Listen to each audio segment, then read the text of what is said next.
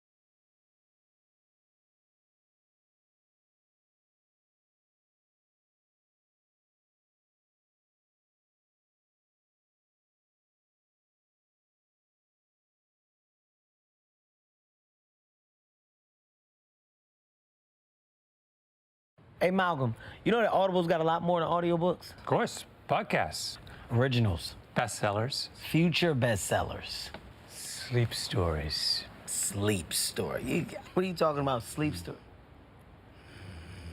Malcolm. Oh, wow. Malcolm. Malcolm. Hey, no, Roxy. Hey, Roxy, get out of Malcolm's house. The most inspiring minds, the most compelling stories, all in one place. Audible.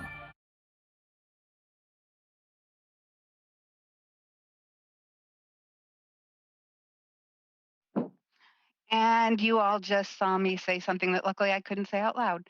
Hi, I'm Sharon Levin. My pronouns are she, her, and they, and I'm your kind of spacey host for today's panel. Thank you all for tuning in to the 26th Annual Festival of Books and our virtual event, Young Adult Fantasy, Magic, and Mystery. Today's panel features Tracy Deonn, best-selling and Coretta Scott King John Steptoe Award winner for her debut novel, Legendborn, which is also a finalist for the 2020 LA Times Book Prize in Young Adult Literature and a Hugo Award Lodestar Award finalist for Best YA Novel. I believe the pronunciation is Namina, and if I get that wrong, please let me know when we get in there. Namina Forna. screenwriter and debut author of the acclaimed fantasy The Gilded Ones, and Daniel Jose Older, International Latino Book Award winner, author of multiple best-selling books, including the recent sci-fi adventure Flood City and the Shadow Shaper Cipher. The most recent is Shadow Shaper Legacy, and whose upcoming novel is Ballad and Dagger. Before we get started, I want to remind everyone to support your local independent bookstores during the festival and beyond. Signed book plates from most of these authors are available through Mrs. Nelson's Book Company. Please welcome our panel, Tracy, Deonn, Namina, Forna, and Daniel Jose Older. Welcome to all of you. Hey, great to be here. And first, Namina, did I pronounce your name correctly or not? Yeah, you got it. It's Namina. Namina, thank you. So welcome to all of you. We are going to start in a very superficial way. Your covers are stunning, absolutely stunning. Yes, we're all pulling them out. We have them in front of us here. So how much of a say do you get in this, Daniel? I see you had the same model for all three Shadow Shaper books, which was wonderful. Look at these books. I mean, you just want to stare at them, and then you get to read the beautiful novel on the inside. So what do you think of your covers, and how much say do you get? And I'll start with Tracy, as you're all staring at me blankly. Go ahead. I love my cover. I think it's fantastic. I sent my sort of wish list for the cover very, very early on. My sort of motto is that if I want something, I don't sit on telling the person who can give it to me. I let them know as soon as possible. If they listen to me and fulfill it, that's great. Hopefully they will, but it's a lot easier when you speak up early. So I think I had like 4 wish list items. And then I think 6 months later, the first draft of the cover came back and they had listened to all of them. So it was very fortunate that that worked out. And they chose Hillary D. Wilson, who's a Black woman artist. And she did an amazing job. And did you have a say on the surprise under the cover? I did not. That was a surprise to me, and I'm really glad that they didn't tell me that it was there, because it was a surprise. It was like one of the few surprises at that point, that could come in the book, and I'm glad they let me find it. It's so beautiful. And Namina, what did you think of your cover? Which, again, I mean, I run book clubs. We judge books by their covers, and thank goodness all your books, the covers are just so stunning. So what did you think of yours, and did you have much of a say? I absolutely love my cover, and I wasn't expecting it. Like, that was the thing. My editor just told me, she's like, hey, I have an idea. I know an artist. I know what we're going to do. And I was like, okay, fine, you got this. And like, when I saw my cover, I was in such shock. I just thought it was absolutely stunning. And I love looking at it. It's so great. It really is. It is so beautiful. And Daniel, what do you think of your Shadow Shaper covers? I mean, you have lots of covers, but let's focus on those. Absolutely. Same thing. First of all, I love both of these 2 covers as well. They are incredible. And it was similar. They were very good. Scholastic was great about involving me from the beginning. They actually sent me different potential models, and they were like, is that about right for Sierra? So, I was very involved, which was really cool. But then, and I sent a couple ideas over, and then they just sent me this, and it was done. And it was perfect. And I was like, I have no notes. This is incredible. And the next couple covers actually all came from that same photo shoot that they did back in 2014 with that same model, who was amazing and did a really good job. And her name is Forna. And she is a big advocate of the book, which has been really cool. That's excellent. I wondered how they did that, because your first book and the last book are 5 years apart, and she didn't age. So now we know the secret. And I do appreciate you representing Kwame Mbalia in your background there with Tristan Strong. That book also kicks butt. So many good books. Yes. Yes. So let me ask, we're going to jump from these covers that are amazing, and we have to be blunt. We haven't seen a lot of covers with people of color on them for most of children's literature. So to tie into your covers, growing up, did you feel seen in books? Did you see yourself in books? And I will start with Daniel this time, since he was last time. I talk a lot about this as my origin story, in effect. And, there was a period of innocence where I wasn't necessarily thinking that much about it, but that also ran dry at a certain moment. And even though I know I didn't have the analysis and the language to really state it clearly, white supremacy had very intentionally kept so many of us out of books. And for me, it was sci-fi and fantasy. I've always been a big sci-fi nerd. And, there just comes this moment for every nerd of color where you're just like, oh, y'all don't love me the way that I love you. And then, you either turn away or you start creating your own stuff. And there's a lot of different directions to go with that. And for a long time, it really did send me spiraling away from fantasy, from the genre that I love the most. And then even when I came back, like 10 years later after college, and I was like, all right, maybe I'm ready to be a nerd again. And I picked up Harry Potter and loved it, but I was like, it's still a white dude saving the world and a bunch of people of color in the corner. And I found that to be really sad and enraging.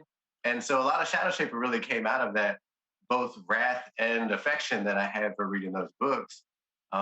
This was long before we knew she was as transphobic as she is. But I enjoyed the books, and I wanted that for my folks. I wanted stories like that for people of color that weren't based in the same old European folktales that we've seen recycled over and over. Exactly. Thank you. And Namina, I'm going to come to you on that because your books also, I like this, coming out of rage and wrath and passion. And Gilded Ones as well. There's a lot of wrath in there. You talk about that, about pushing back on the patriarchy.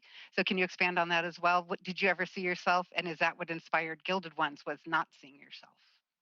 I never did see myself growing up. And like, I loved fantasy, like literally every fantasy book I was there. And I think the point at which it really struck me was I was watching the Lord of the Rings movies.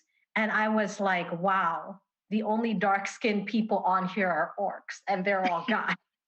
So I was like, all right, so I have to, I'm never going to see myself in these worlds. They're not meant for me. So I have to create my own worlds. And that's sort of what I set out to do. And I'm so grateful for my cover artist, Johnny Tarajosu, because like this cover, if I had seen it when I was a kid, it would have made such a difference to me. Such a difference. So I'm so happy now to see that there's so many other writers like me who are creating worlds for people who were not represented before in books, or who were sort of always the sidekick, or even worse, like they had like one line in the book and they were off to the side. It's like, and they got killed pretty early on, right? Yeah, right, exactly. Yeah. Thank you. And Tracy, how about you? We're going to go deep. I'm going to stick with you there, but go with this. And we're going deeper into Legendborn. I was the kid who, well, first of all, no, I mean, I didn't see myself. I mean, that just wasn't there. But I was the kid who was always a fangirl. And so the world of like fanfic was where I often went. And that idea that like I could take a story that had been out in the world and then sort of play with it and expand it, or maybe find other people who would play with it and expanded it. And the time that I was reading and writing fanfic as a teenager, like 11, 12, 13, 14, 15, everyone was doing similar things. They were trying to pull the character of color from the corner, or the queer character, and put them in the center of the story and sort of rewrite or write a new version of that story. And so I think from a pretty early age, I knew that I wasn't going to find what I needed at the bookstore. I knew I was going to have to look somewhere else. Yes. And you talked about this because we've been hearing when you and I were corresponding earlier about tropes and people saying, oh, these tropes are overdone. Well, they've been overdone by white writers for decades, but you all get to come in, thank God, and take these tropes and center other people and, just make it your own. So what tropes do you want to just burst forth with? And I'm going to start with Tracy on this one. I mean, Legendborn, I don't know if this is something that Namina and Daniel can speak to, but because of the dearth, because of the lack that I think we all grew up with, the first book that I published, I just put like everything in it that I could ever want to put. Like I did not hold back. I was like, you know what? Who knows what's going to happen? Maybe I'll get book 2. You don't know. So I took every trope and put it and filled it, in Legendborn. So I think like all the ones that you see there, and I flipped them on their heads. Like there's chosen one, but the chosen one situation is not what you think it is.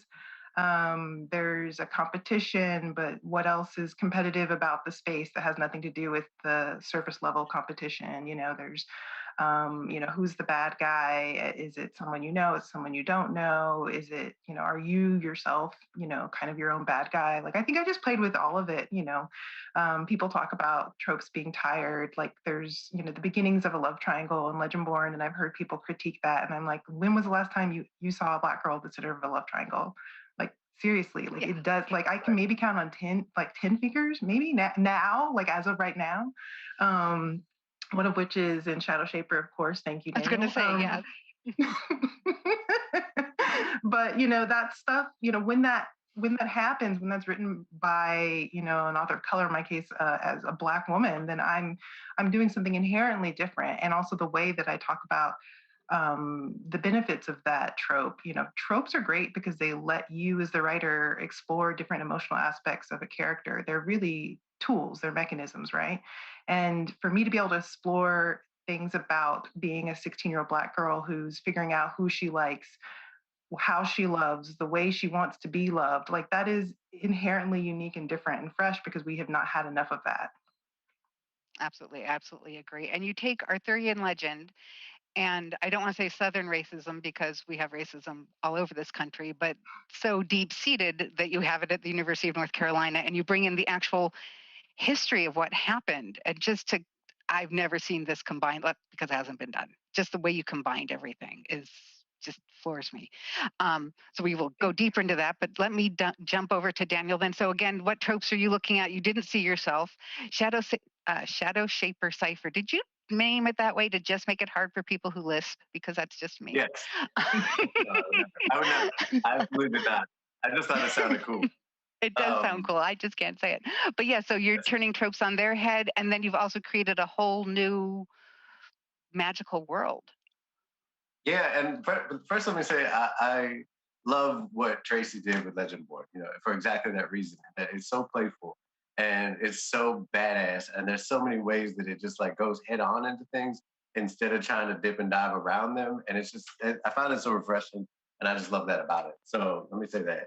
And I can't wait to read the other ones. I haven't read it yet, but I'm very excited.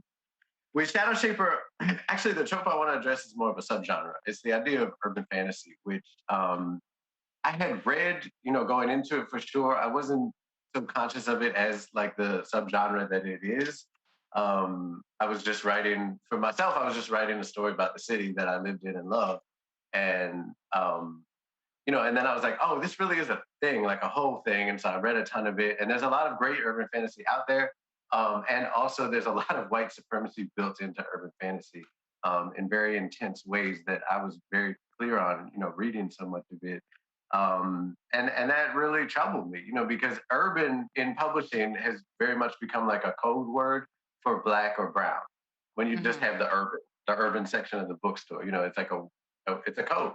And then when you put fantasy on the end of it, suddenly it becomes what had, in the past and up until very recently been a very white subgenre of fantasy.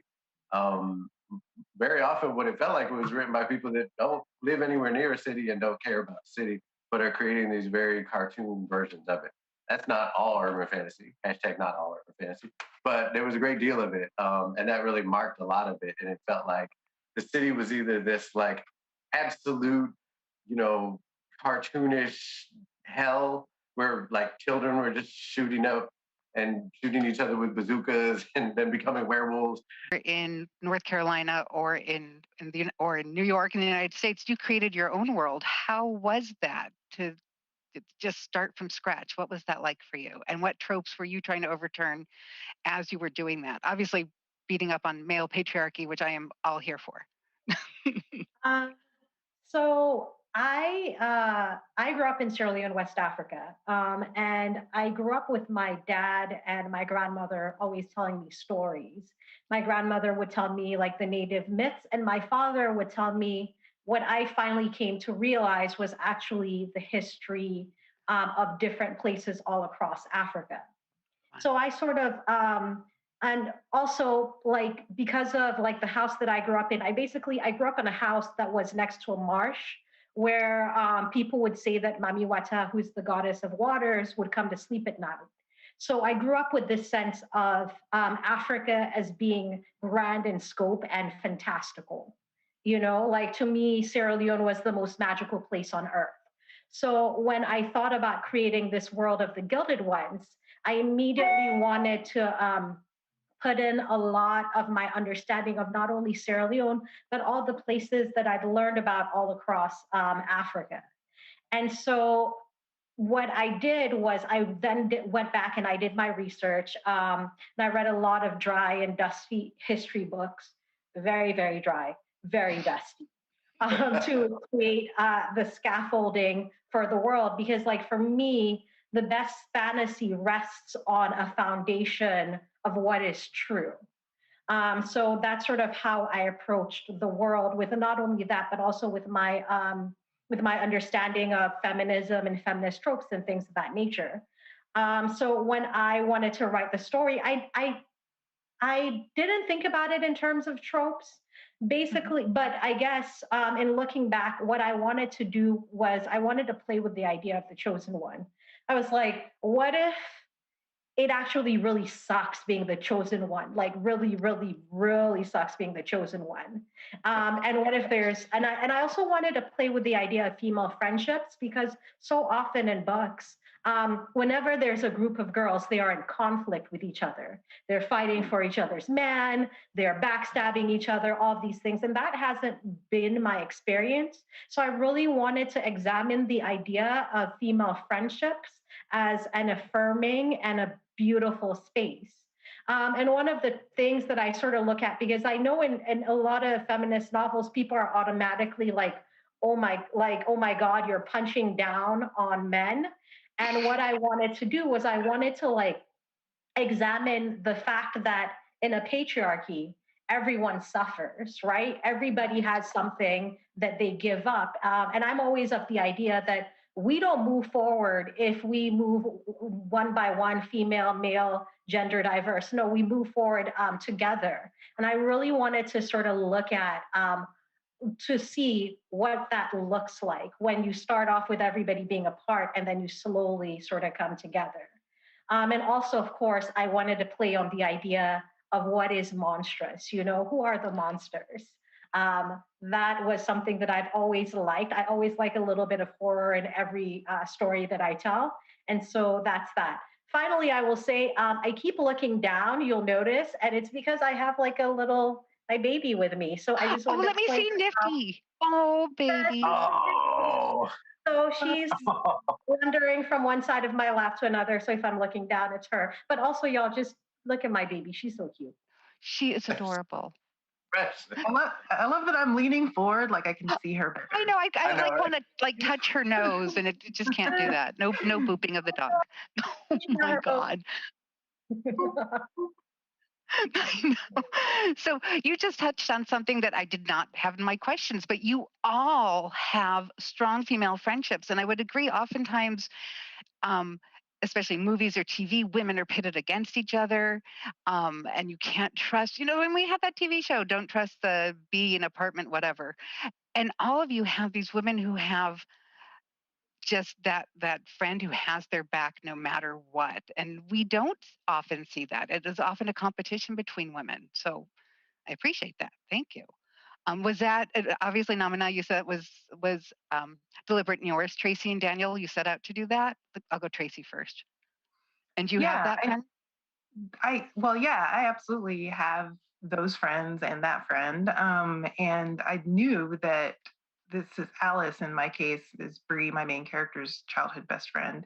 I knew that I wanted Alice to play a really important role. I knew that I wanted to, actually, it's a little bit of a trope, particularly in fantasy and in contemporary fantasy, where like the main character discovers a magical world and then pushes away their family or best friend, so that the writer can conveniently explore all these ideas without having to deal with this friendship, or it creates conflict because they don't have the same experiences. And I wanted to play with that and have that happen, but also show how that can change and evolve in the course of a book, and how that doesn't necessarily need to be just a device for the main character to find their own footing or whatever.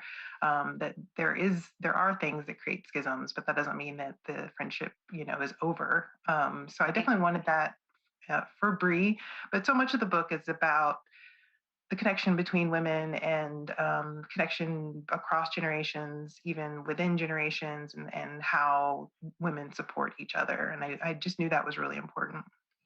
Yeah, it really shines. And you too, Daniel, because you are our male in the group, but the female friendships were incredibly strong.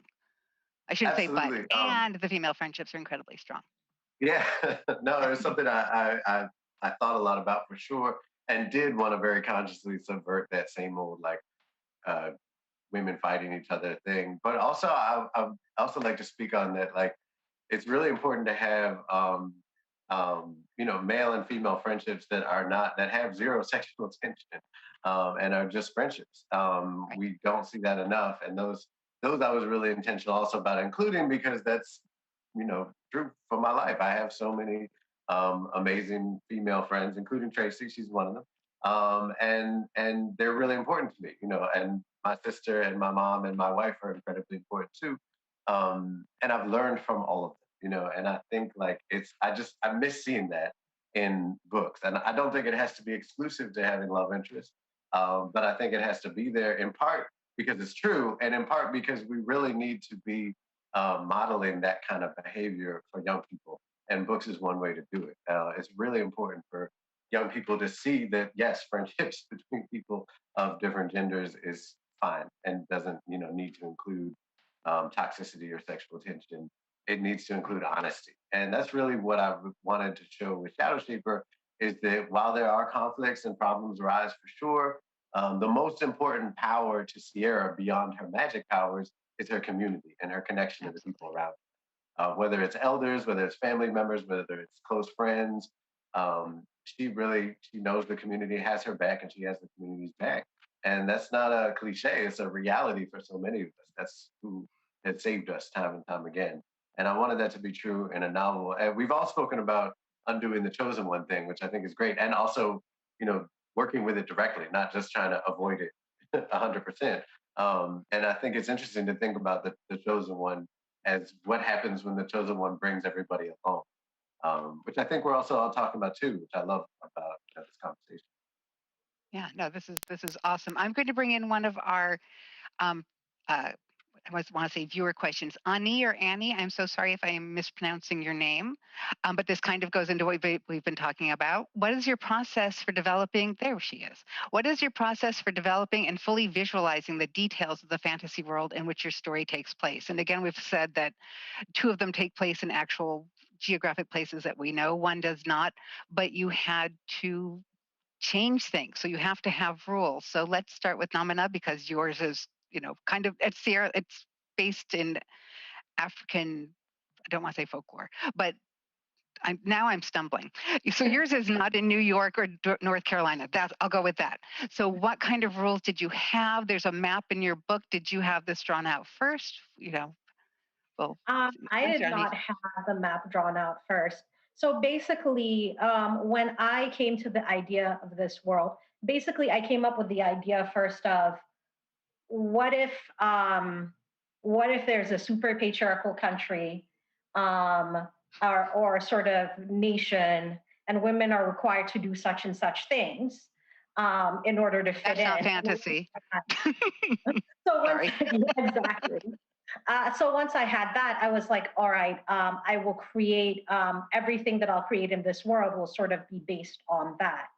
But also the other thing was I knew that whatever world I created, I wanted to be sort of an homage in a sort of way to Sierra Leone, which is where I'm from, which is why it's a place which is why the capital city in my book has like all these rivers and waterfalls and things of that nature. But also the other thing is like I'm fascinated by the history of Benin in what is now in Nigeria.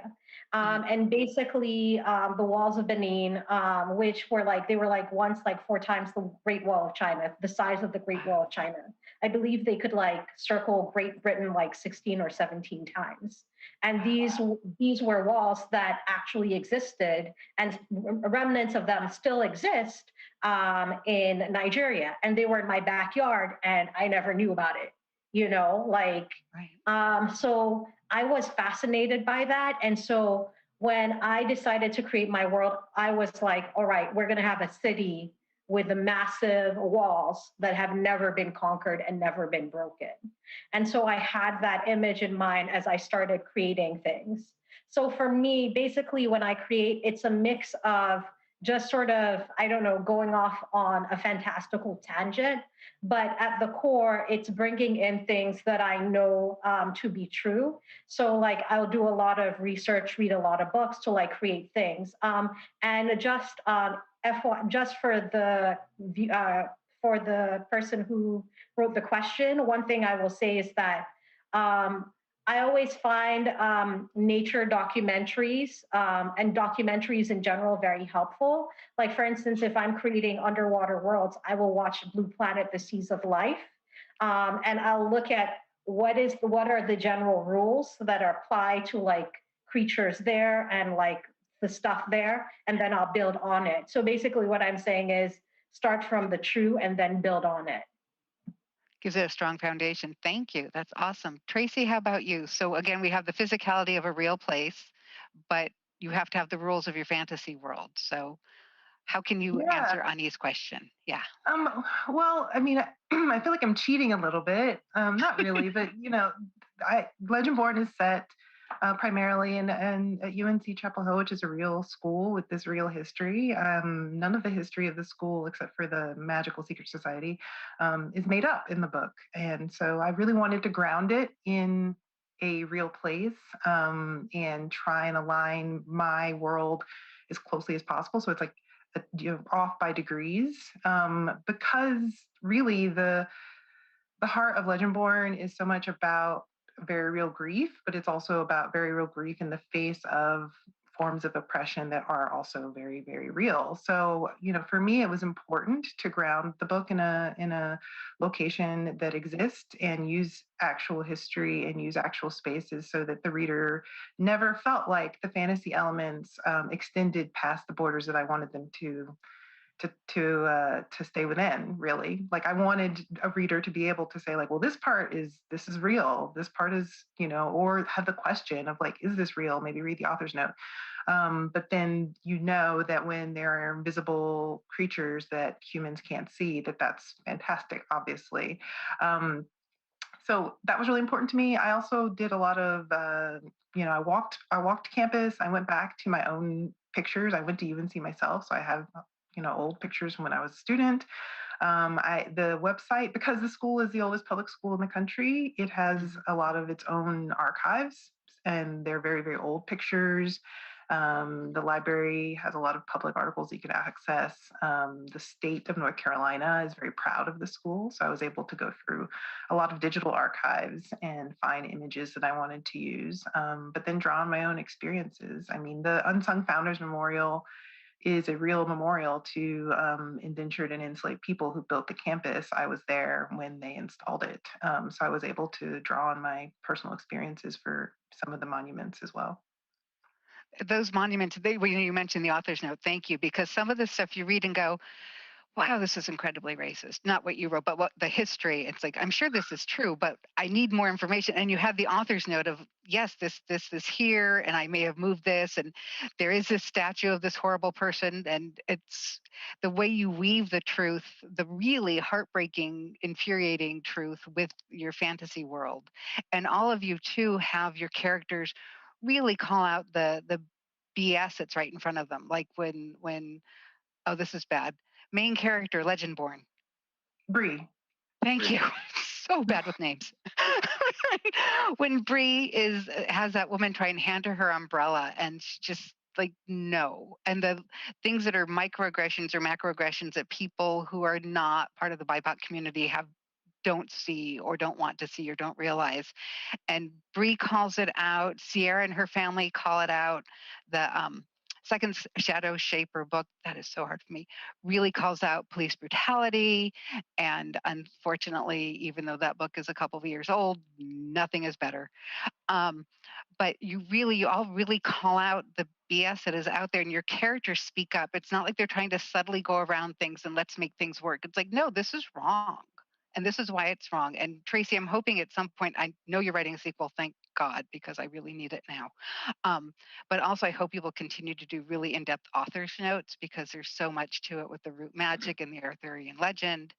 And Namina, obviously, your entire book is about women, calling out what's going on once they claim their power. And we were talking earlier about playlists. I have to say, Tracy, I did not expect to see Flock of Seagulls on the playlist that you used when you were writing. So you all have music is important. Like, ooh, a song that's as old as I am. Older. I am. But you all music, Daniel, yours is like central to your book. And Namina and Tracy, you have, and I was hoping we could share it, but I'm not sure how to do this digitally. But if we look up playlists for you, we will find the songs that you listened to while you were writing the book, or the songs that go along with it. So can you tell us a little bit more about your playlist? Because Namina, I believe on yours you have commentary. Is that correct? On your Pandora? So I did a playlist for Pandora. And basically, I used songs that inspired me, or songs that I felt like you could sort of read the Gilded Ones and jam to, or like just like sort of be in that space. And one song that I always want to bring up, it's called Agolo. It's by Angelique Kidjo. And I actually feel that at its core, that song was or the song and the music video were the inspiration, probably well down the line for the Gilded Ones, because I watched it when I was around 6, and I fell in love with it, because it's like this video that's like with golden goddesses who are dancing, and I would watch that song on repeat over and over and over again. And then, of course, well down the line, I write a book about women who bleed gold. So I don't know, like there might be something happening. I'm not sure. That is so cool. Thank you. And Tracy, how about yours? You have a very eclectic list for Legendborn. Yeah, that playlist is actually, I call it a soundtrack, because it aligns with the book sort of chronologically. So the first song is actually aligned with the prologue, and then it goes from there. They're not specifically assigned to each chapter, but big scenes in the book in order. So the vibes of all of those songs, or the lyrics, or sort of just the place that I go personally when I'm listening to those songs, aligned with the story. So I hope that people are listening to it and guessing. My hope is that they guess correctly, and maybe one day I'll be able to, annotate and really assign this book is for this character, or this song is for this character, or this chapter, or this scene. But some of it, I'd love for people to just guess. Right. Well, Runaway, pretty much makes sense. You can see where that's happening in the book. So do you come up with the playlist when you guys are doing this? Are you coming up with the playlist ahead of time, or after you write the book? I'm going to let you stew on that for a minute and go over to Daniel. So, you look like you're ready to say something anyway. Go ahead, Daniel. I actually have a playlist for the book I'm working on now. I haven't made it public yet because it's a working playlist that I use to get into the zone. But Ballad and Dagger, which comes out in a year from May, is about a kid that comes from an island that was founded basically by pirates, Sephardic Jews escaping the Inquisition, and Santeros from Cuba. So you can imagine the musical excitement that happens from all that culturally. So a lot of that gets smashed together and turned into new things, including new gods and new demons and everything else. But Mateo Matisse, who's the main character, is a piano player, and his job is basically to play all of the different cultural events that happen in the diaspora community of Brooklyn that he lives in. So he has to learn sea shanties and, Havana Gila and everything else. Ladino, right? So but the other piece that for me the playlist does is that especially recently, had to jump back and forth between Star Wars projects and Ballad and Dagger, sometimes rapidly. And the playlist actually really, really allows for that to happen. To me, that's the hardest part about juggling different projects, is coming out of the galaxy far, far away and then recentering in this world that's Brooklyn, but also has this magical island connected to it and everything else. And the music is the real answer to that for me. That's how I do it. And no, I've sort of trained myself on that playlist because I play it whenever I write. And it has so many different songs, but they really do meld together in a very particular style that it immediately centers me in that world. And it's really helpful. That's very cool. So when you're doing Star Wars, are you just listening to John Williams the whole time? No, I listen to hip hop. Okay. all kinds of different things. It depends. But with Star Wars, I just jump around a lot. I've been, watching Star Wars movies since I was 3. So it's like right there whenever I need to jump into the world. But this is a different kind of thing that I created more recently. So it takes a little more work to center myself. Okay. Thank you. We are going to go on to one of our questions again from Jackson. And I really like this because, again, as we've been saying, your novels are all incredibly political as well. And children's literature often is. I think that's why all of us are drawn towards it. So Jackson says, I love that fantasy and fiction generally can provide commentary on our world and also an escape from it. I wonder how you navigate those two. Sorry, I can't read those two forces to shine a light on our world and its ills, but also to send us elsewhere for a while. That is an awesome question, Jackson. And we're going to start with Namina with that one. Oh, okay. So how to approach this question? That's an amazing I know it's question. big, isn't it? So with the Gilded Ones, one of the things that it does is it examines trauma. It examines the trauma of growing up in a place where you aren't wanted, a place that's really not meant for you, and it examines the trauma of being a woman or a marginalized person in a certain type of world. And so that's sort of what I wanted to examine. But because it's such a heavy topic, especially the things that like happen to the girls in the book, one of the things I think with fantasy is that you also have to make things beautiful and to lift people to another world, right? I think that's the beauty of fantasy is that it allows, like, number one, it offers a remove because it's very clear these things aren't real. What's happening isn't real. Like in my book, The Girls Bleed Gold. Obviously, that's not true. It's a beautiful way. It's a beautiful metaphor, and thankfully, it's a metaphor. The other thing is there's a slight sort of, in certain places, humor. And I think that that's one of the things that you can do in fantasy is even when things are dire, like really the worst of the worst, someone can always crack a joke and be like, well, this is stupid, or just something that sort of lightens and lifts the mood. And also, most importantly, like when things get really dire, a dragon shows up. That's the beauty of fantasy. Like somebody starts flying. And like really that's why we go to fantasy, is that we know that whenever the tension sort of really, really rises, there's that release of, something beautiful, something that's not real. Right. And you do have, we're going to stick with you for just a minute while Tracy and Daniel just ruminate on that question, because your animals are so fantastic. And I'm trying to picture all of them. And I think someday you need to get what would they call that? There's a word for that where you have a collection of animals. And I majored in this. Thank you. We need a bestiary of the animals from the Gilded Ones universe. So how did you come up with them? Because I'm a super nerd and I'm fascinated.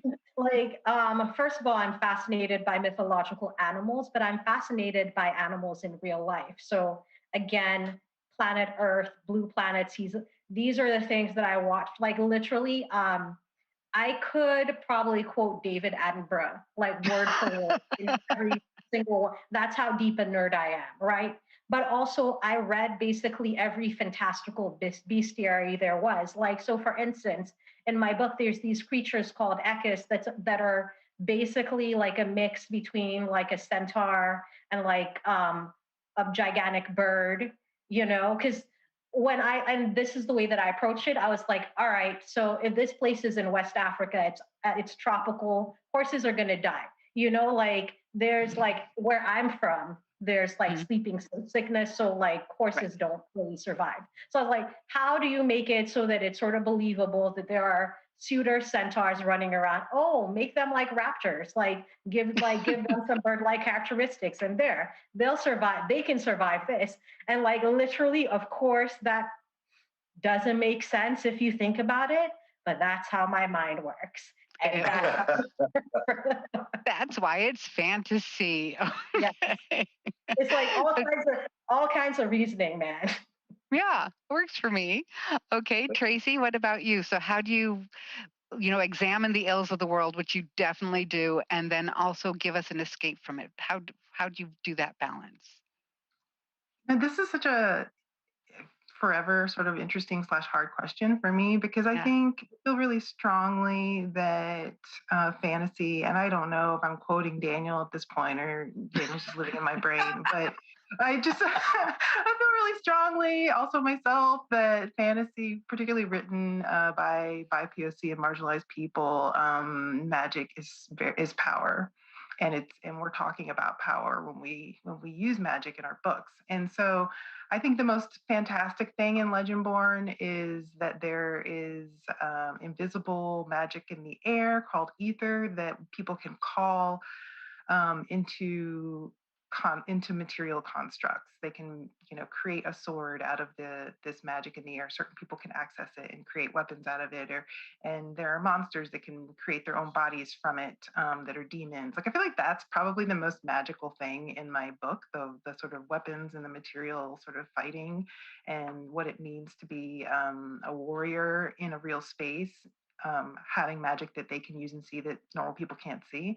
But beyond that, so much of the magic in my book is really just a way for me to talk about power from a different angle, systems of power. So systems of magic, systems of oppression, like I'm looking at all of those things at the same time. So it's, when particularly for Legendborn, the escape, I'm like, the escape is the fun of fighting those monsters, of having them, of like, how do you escape them? How do you compete with this type of magic? What kind of cool things can a sorcerer do with that? That's maybe the escape, or just what I would probably refer to more as the sort of the joy, the indulgence, the time when we get to play and have fun with our imaginations. But so much of my story is very much about grounding in the world we're already in, and really my story is told in first person.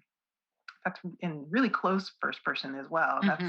That's so that we can be with Bree when she's experiencing, her positioning in all of these different systems of power. Like we can feel it and we can see it. And we can see the decisions she has to make. And so, yeah, I mean, escape is a complicated word, and the magic of the world in Legendborn, particularly when you're talking about the rootcraft, is real. I mean, that doesn't feel like magic to me.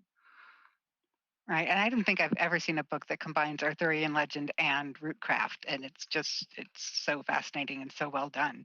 Okay, Daniel, on to you. Because again, yours are, especially book 2, but all 3 of them are very, very political. Take on what's going on in our times right now with the Shadow Shapers coming forth. But of course, Shadow Shapers can't wipe out police brutality. So we have this focus on things that are going wrong and also escape and the good guys winning. But there's that balance. So how do you approach that?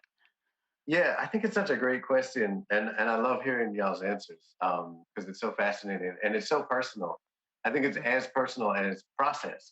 Each writer, not only each writer has our own process, but each book really requires us to create a process for that book and find out what it is along the way, which can be terrifying and it's a lot of fun. I would say you have to have your machete out as a writer, because that old poem by Antonio Machado says, "Caminante no hay camino, se hace camino al andar." Meaning, walker, there is no path, we make the road by walking it. And that is so true of writing a book, of navigating the publishing industry, of being a human, so many things. So I think about it a lot, and so much of it just means you go into the book process with that question: what is that balance going to be? Even if you're not asking it out loud, there's some part of you that's constantly searching for that, pushing a little bit too far sometimes, pulling back. You have to follow your own instincts to some degree. But I always think of it also in terms of like kids of color have to multitask just by existence, because racism doesn't go away just because there's a zombie apocalypse, you know. And I think we have to write books to answer that question because it's a reality. And one thing a book can't do is lie to us. And the second we feel like a book is sugarcoating or trying to pretend everything was fine, like we've all had that sugar-coated version of American history shoved down our throats for so many years. And young people in particular are really good at detecting BS and flinching away from it, which is why I love writing for young people and why I think it's really important to deal with stuff. Even in a book like Shadow Shaper that isn't explicitly about those things, it's really about a girl coming into her powers, into her magical powers and her legacy. But she lives in this world, and this world includes racism and sexism and lots of other problems. And so it's a reality. I always think of things like that, elements of world building, elements of power, elements of politics. To me, that's the harmony. And the story that runs across it is the melody, right? And harmony, it's chords, it's notes stacked on top of each other. And there's a lot of room to play in there and add different layers of things. And especially if we understand chords as things that change throughout a story, throughout a song, right? Like place is never stuck. It's never actually stagnant. Even places that appear to be aren't truly stagnant. And the more we can understand that, the more we can understand place, not just as character, but also as conflict, also as crisis, and understand the crisis, the stories inherent to the world around us, the stories that the street is telling us.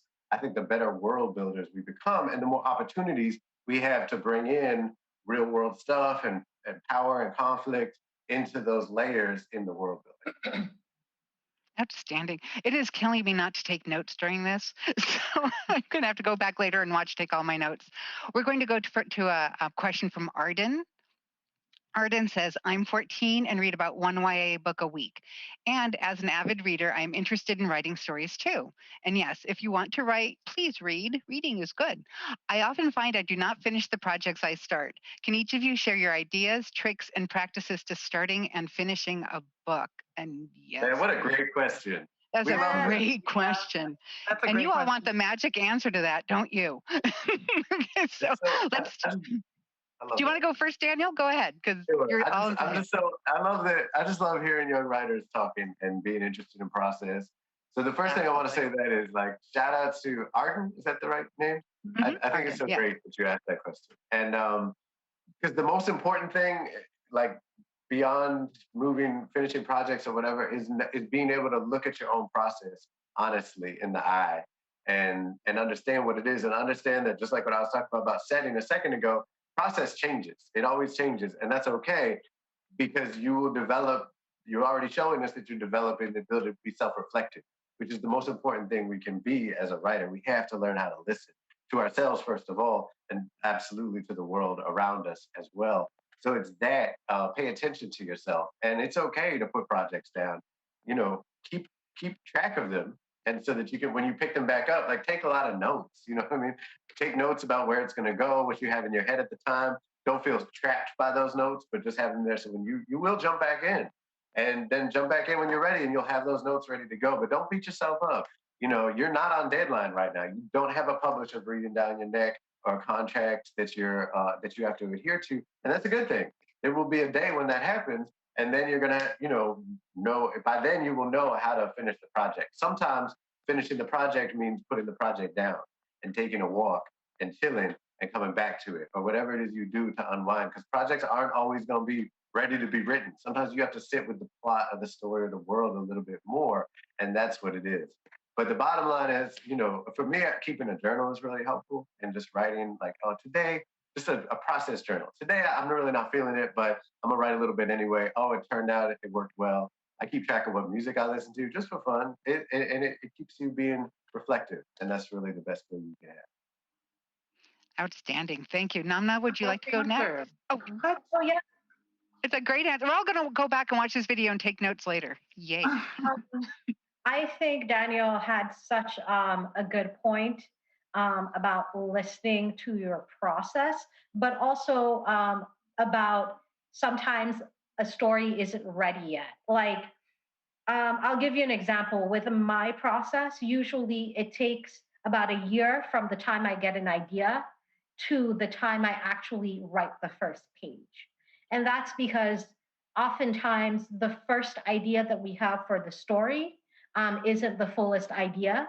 So we have to like talk it over with people. We have to jot down notes, like Daniel said. And like one thing that I always recommend is writing outlines. And like an outline can be like a paragraph to a page. It can be bullet points. It can be whatever that just says, this happens, then this happens, then this happens, then this happens. And the reason why I deeply recommend them is because you work out the story beats first before ever going to page. Because what happens is like, if you don't work that out in your mind, if you don't work it out first, you get to like, you start writing the story and then you get lost in the sauce.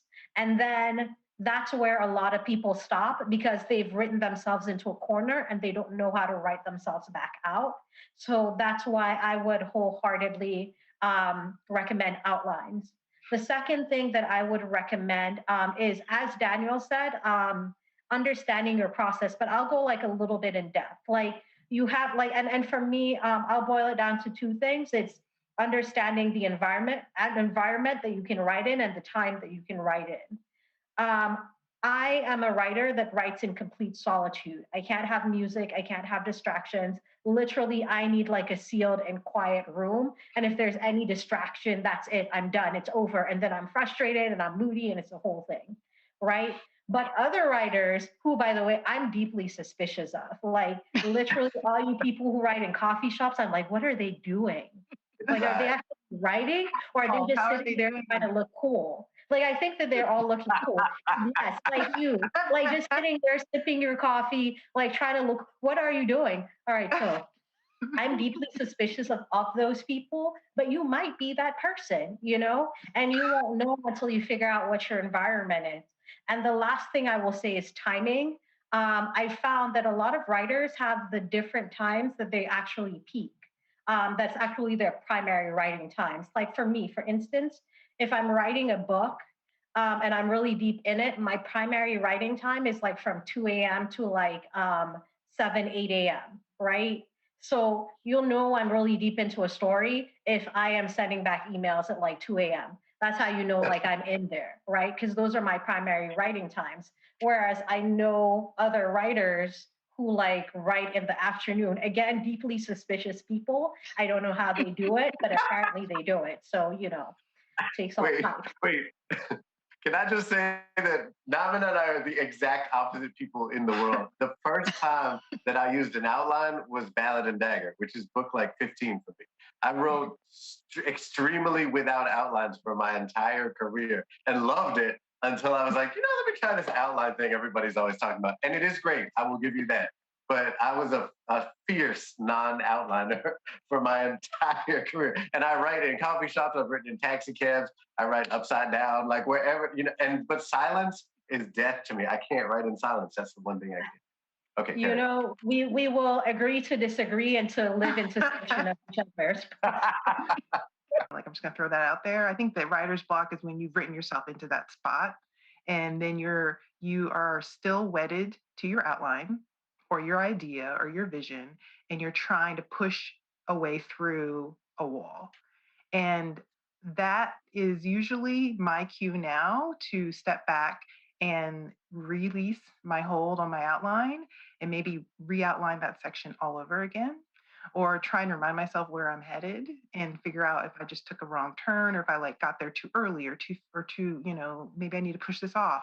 Like that's usually what happens when people talk about writer's block. I always think, this is an outlining problem, or it's a get your head up out of the sauce of the book and look back at it again and figure out if you actually are headed where you wanted to go. Because there's a lot of book writing that is instinctual and gut, related, like Daniel was saying. Like for me, if my gut is fighting the story, then my brain will sometimes try and push past it and it just doesn't work.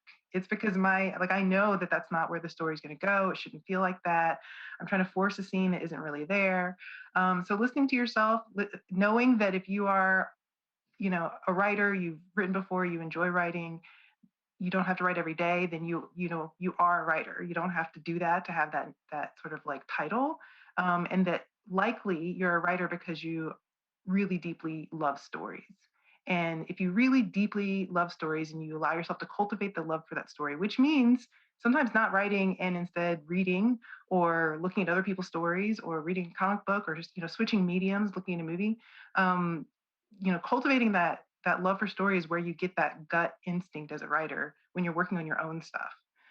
Because that's when you sort of can feel like, oh, that's not actually the way that I want a story to go, or I've seen that story and I didn't like it, or whatever. Like you start to get that sort of second sense for yourself. So I do that. I'm a little bit of a plantser though, just sort of high level. Like I love an outline. I love the idea of an outline. Like my heart wants to be a fully like outliner, but at the end of the day, I'm a discovery writer, and I have to get into a scene and be in the emotional space of the character. And then often the best parts of my books come from those moments when I just let the character sort of like be deeply driven by their own emotions rather than the plot that I had hoped for. They set you straight sometimes. We are running out of time, unfortunately, which just kills me. But I do want to get to Cindy's question really quickly because this is coming up. And this is basically mainly for Tracy, of course. Cindy says, the Arthurian legend has inspired authors for hundreds of years, but isn't always in vogue. Why do you think Arthur's story is suddenly popular again, especially among YA novelists? Obviously, everybody can answer this, but we're going to go to Tracy first since that is the world she chose. What do you think, Tracy? Yeah, now I want everyone to answer this. So I don't. I mean, I think, the Arthurian legends, we call them legends, multiple, right? Because it's a collection of stories. There's a canon, it's very old. I think that the archetypes and the themes and the imagery from Arthurian legends don't really ever go away. I mean, they show up in all sorts of stories, even if you don't explicitly call them Arthurian stories. They sort of inform quite a bit of what we think of as knightly values, what does it mean to be a band of people working together towards the same goal? And, what does it mean to be a good leader and the round table and that whole image? So I think it just sort of doesn't actually go away. It's just whether or not we call it that. And I think that the question of how does power flow and does it flow to the right person or the wrong person? And what happens when it does come to the right person and it wasn't someone you thought it was going to be? I think that question and that idea will never really go away. And I think YA is a great space to be able to ask that question and have interesting answers. Thank you. Okay, who wants to take this next? Namina or Daniel?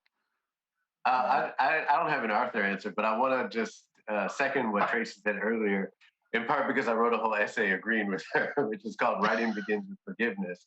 And the idea that writing every day makes you anything but a person who writes every day is really dangerous and toxic because of what we've all been saying, in that everyone has a very different process. There was literally an entire year 2 years ago when I didn't write. And I remain a writer somehow, magically. I am still a writer. I was a writer that year. I edited a lot. I did a lot of other things.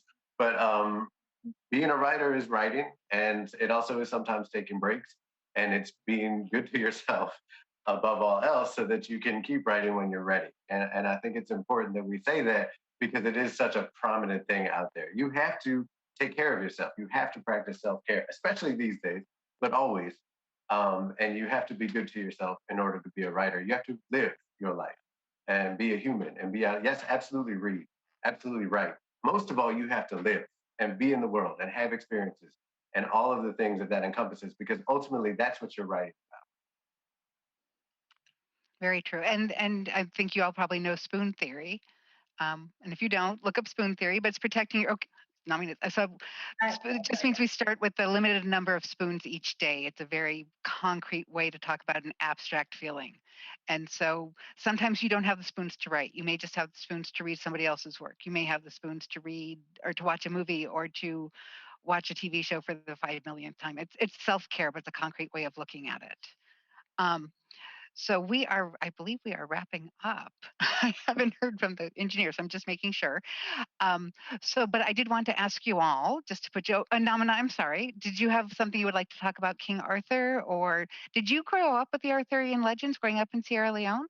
I'm guessing Sierra not. Leone is a British protectorate, so I should know this. So very much, yes. And quite honestly, I deeply despised the King Arthur legend. I did until I read Legendborn, Like, I would say that Really? Legendborn is like the only thing where I read it, I was like, this is sort of good. And I read it in like a day or two. I was like, this is sort of good.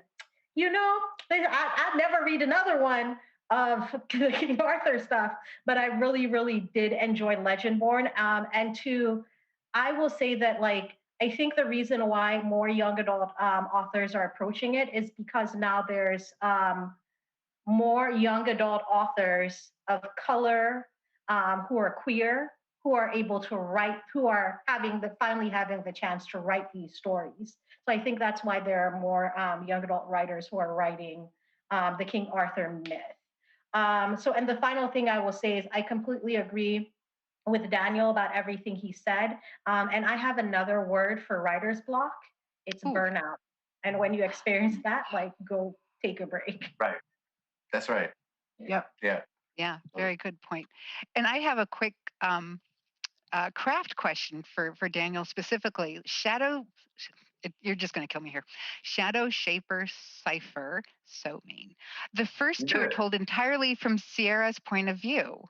And the third one, you change viewpoints. So for the people who are watching who are interested in craft, what made you do that? It was really cool. But when I first got to a chapter where it was T, I'm like, wait a minute, who's talking? Right. Yeah. Thank you. Some of that came from the novellas. There's two novellas that come in between Shadow Shaper and Shadow House Fall, Ghost Girl on the Corner and Deadlight March. And both of those have Sierra, but they have a lot of the other characters too as point of view characters. And it's something I've done in other books and always really enjoyed. With Shadow Shaper, it really became a choice specifically because our Legacy is a book that gets bigger. Everything gets much, much bigger and everything comes to a head. And I really needed that to be able to speak to the community as a whole that we had come all this way with, because there were so many moving parts and the mythology was one of them, which is why we have the folklore sections and go back in time some. And I just knew that for this kind of epic finale, I wanted a lot of different things happening at once to really bring that home.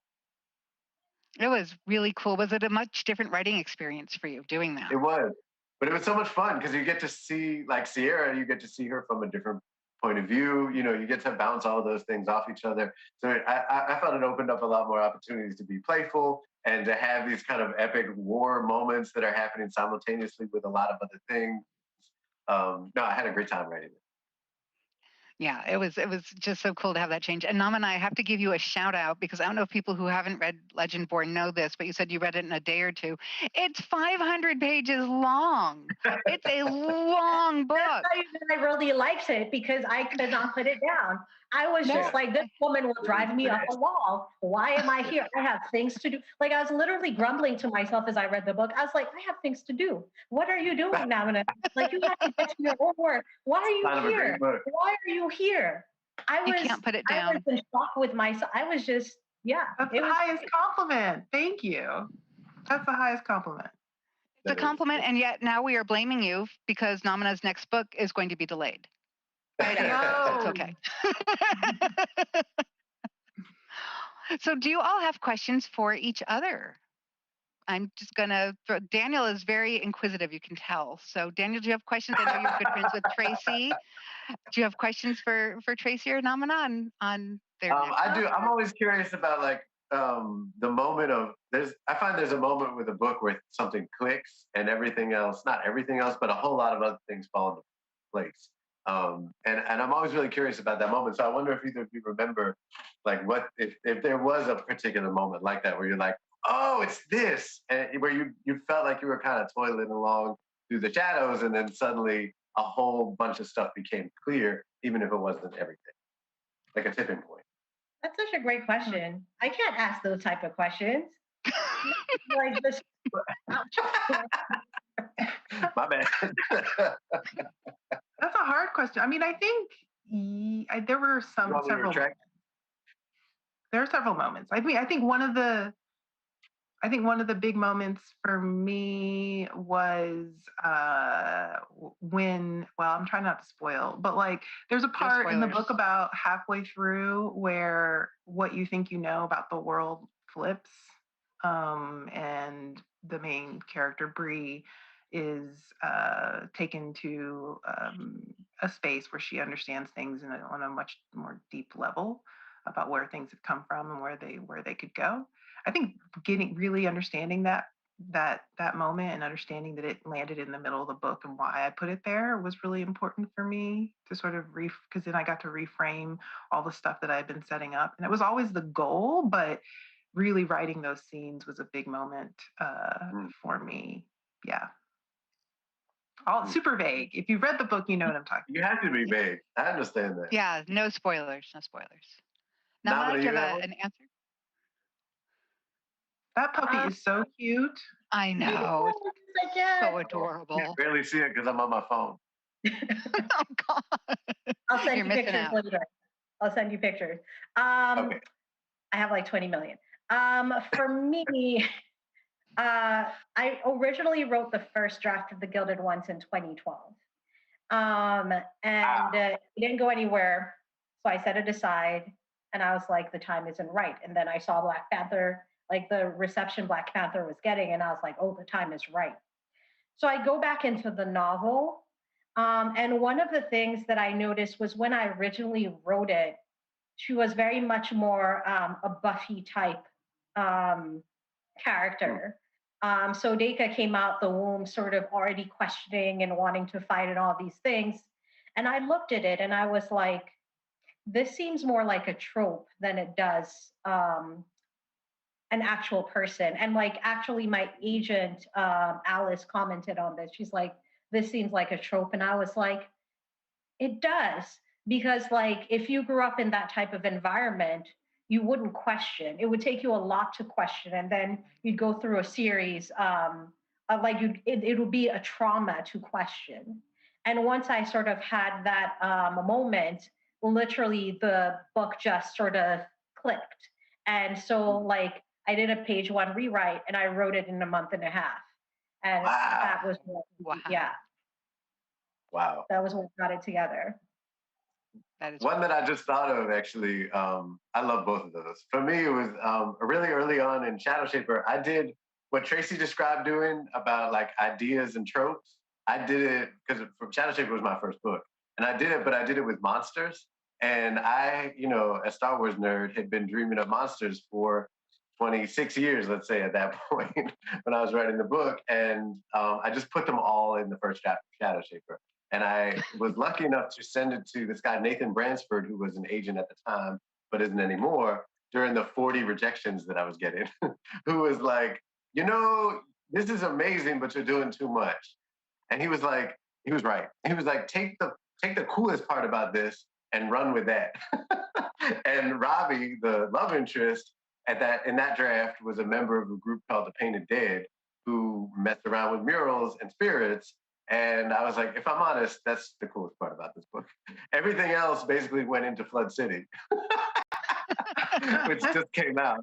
And I saved it and I put it over there. There's a whole bunch of monsters. And I later wrote a book that like really wanted to have a bunch of monsters, much more so. And I just took the Painted Dead and that became Shadow Shaping. Sierra became a painter. The whole thing just like, and it was like, it was awesome. That's outstanding. And Arden, if you are watching this, and remember that when you're taking your notes and putting things down, that it may not work in this book, but it'll work in the next book. Absolutely. So thank you all. This has been absolutely amazing. I've learned so much. Now I want you all to go back and keep writing because I need your next books and I need them, now. No, I'm going to bed. It's late here. Yeah. Thank you so much for your time and your answers and your enthusiasm and your books and your heart. We really, really appreciate it. Thank you all for coming to LA Times. This was a lot of fun. Thank you all for coming to LA Times Festival of Books. Remember to support your independent bookstores, and the festival continues for, I believe, another week. Keep showing up. Thank you all. Thank you. Later. Good to see you guys. Take care. Don't leave, y'all. I need to talk to you.